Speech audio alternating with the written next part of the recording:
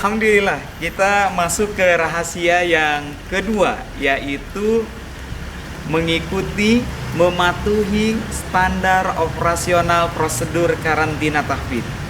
Setelah tajwidnya, bacaannya bagus, maka patuhi SOP karantina tahfidz Al-Quran Nasional. Apa saja itu? Kalau ingin lebih optimal, maka masuklah ke karantina tahfidz, karena kegiatannya di sini belajar mulai dari pagi jam 3 pagi, kemudian sampai jam 7. Hanya kepotong sholat subuh gitu ya. Nah, setelah sholat subuh laksanakan lagi karantina tahfidznya, belajar lagi terus sampai jam 7. Jam 7 sampai jam 8 kemudian mandi, sarapan pagi. Jam 8 sampai ke jam 11 itu menghafal Al-Quran lagi. Jam 11 sampai jam 12 itu tidur siang. Kemudian jam 12 sholat duhur, makan siang sampai jam 13 atau jam 1 siang. Jam 1 siang terus sampai jam 17 atau jam 5 sore. Menghafal Al-Quran terus, hanya kepotong sholat asar. Kemudian ada kultum motivasi ya. Jam 13 sampai jam 17. Setelah itu mandi sore, makan, kemudian menunggu sampai maghrib. Setelah maghrib sampai jam 9 malam, kepotong maghrib dan juga sholat isya berjamaah semuanya. Nah, maka kalau di total kita menghafalkan Al-Quran di karantina tahfidz ini adalah sebanyak 12 jam per hari. Adapun jika dilakukan secara online bagaimana?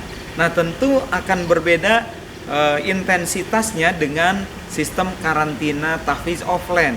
Kalau yang online ini kita batasi, yaitu setoran hafalan Al-Quran dari jam 8 sampai jam 11 siang ya, jam 8 pagi sampai jam 11 siang. Kemudian mulai lagi jam 1 siang sampai jam 17 di sore hari.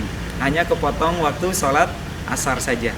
Nah, tetapi meskipun Anda karantina tahfidz di rumah online melalui video call, tetap Anda melakukannya, menghafal Qurannya disiapkan dari mulai sebelum subuh ya, sebelum subuh disiapkan, setelah subuh disiapkan, sehingga jam 8 itu sudah mulai disetorkan, sehingga seolah-olah Anda mengikuti karantina tahfidz secara offline ya.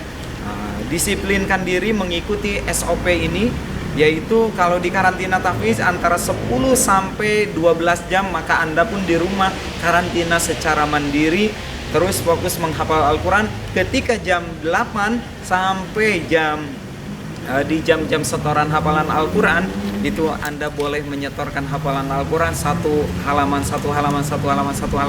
Targetnya ada 30 menit hafal satu halaman. Kalau di awal-awal mungkin agak meleset, tidak ada masalah, karena nanti kita akan pelajari metodenya, bagaimana 3 juz yang diaplikasikan dengan metodenya, insya Allah akan memudahkan, yaitu 27 juz berikutnya. Karena ini sudah kita praktikkan kepada alumni-alumni karantina tahfidz yang mempraktikkan metodenya, kemudian SOP-nya, menjaga kesehatan, dan juga bacaan tajwidnya sudah bagus, maka ini rata-rata mereka selesai 30 juz kurang dari sebulan.